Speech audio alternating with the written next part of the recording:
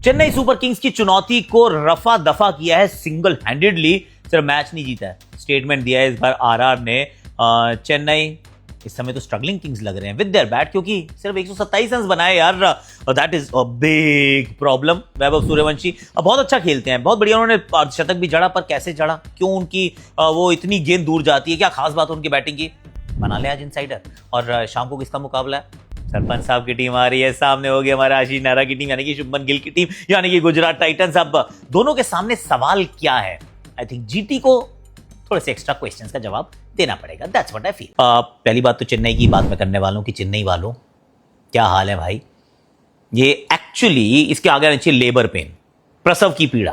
That is what is happening with Chennai super Kings. Already जब pivot किया, आपने एक युवाओं की तरफ जाने का मन बनाया, तो एहसास हो गया था कि ये काम आसान तो नहीं होगा।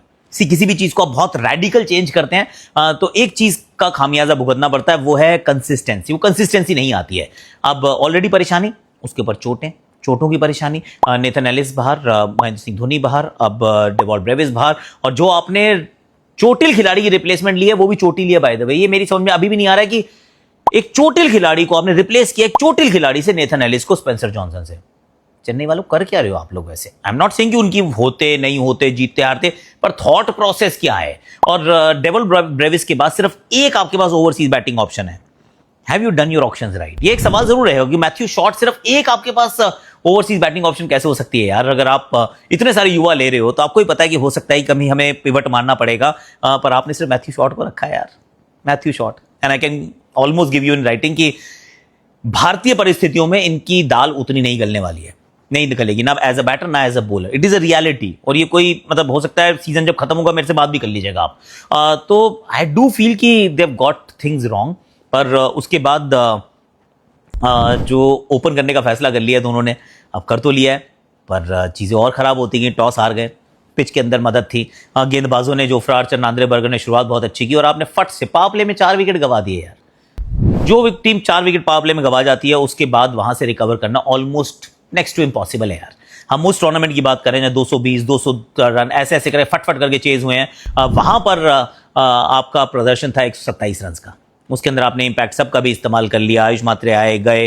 आई थिंक सबसे छोटी किसी भी मैच में भूमिका उन्हीं की रही होगी। I think was it a first ball duck, may be it was a first ball duck actually. और उनको इंपैक्ट सब कर दिया गया। तो सिर्फ एक बॉल के लिए थे, फील्डिंग करने आए नहीं। विकेट लगातार गिरती रही, और वहां पे एक सवाल आएगा, शिवम दुबे थोड़ा सा आपको रिस्पॉन्सिबिलिटी लेनी पड़ेगी, क्योंकि छक्का तो मार दिया था आपने, पहली बॉल पे छक्का मारा था, फिर दोबारा मारने की आवश्यकता थी यार। थोड़ा और संभल के खेलना पड़ेगा, क्योंकि इस टीम में इस समय आप इतने फ्रीडम के साथ रेगुलरली नहीं खेल सकते हैं, क्योंकि इनकंसिस्टेंसी रहेगी। और वो होता है, वो लेबर पेन, प्रसव की पीड़ा। जब आप कुछ नई कहानी लिखने का प्रयास कर रहे होते हैं, चीज़ों को बदल रहे होते हैं, तो उसमें पेनफुल होता है ये। एंड इनकंसिस्टेंसी तो थोड़ी सी दोस्ती शायद करनी पड़ेगी, क्योंकि by the time Dewald Brevis is available, आपके 3 मैच निकल चुके होंगे। 11 अप्रैल को शायद वो अवेलेबल होंगे, 3 और 5 के 2 मैचों में नहीं होंगे, और 5 तारीख को तो शायद आपका मैच आरसीबी के साथ है। तो Chennai as a batting unit was quite pedestrian.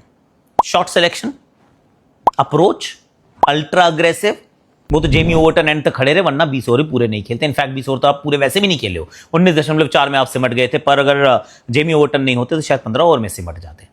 So I do feel कि थोड़ी सी और रिस्पॉन्सिबिलिटी उठानी पड़ेगी ऋतुराज को, संजू को और शिवम दुबे को। इनके इर्द गिर्द अगर बैटिंग चलेगी तो काम हो पाएगा, वरना काम बहुत मुश्किल हो जाएगा। That's my first impression of Chennai super Kings. Let's pivot. दूसरी कहानी जो है इस मैच की, वो है वैभव सूर्यवंशी की। और वैभव सूर्यवंशी इतना अच्छा कैसे खेलते हैं? वैभव सूर्यवंशी, एक तो है कि एटीट्यूड कैसा है, फियरलेस है भाई एकदम। इस बंदे का जो खेलने का अंदाज है, वो इतना बेबाक बेखौफ ना वो नहीं होता है, क्योंकि कैच छूटा था कार्तिक शर्मा से, कैच छूटा जरूर, पर उसके बाद फिर छक्का मार दिया यार नेक्स्ट बॉल पे, और फिर मार दिया और मारता ही गया। He is an incredible batter, लेकिन उनकी वो टेक्निकल नो हाउ क्या है, कैसे? या 8वीं उनकी पारी थी आईपीएल के उनके करियर में।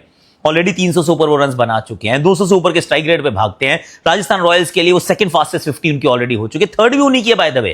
तो क्या खास बात है? There is something that is incredible, you know. उनकी बैकलिफ्ट में कुछ छुपा हुआ है राज।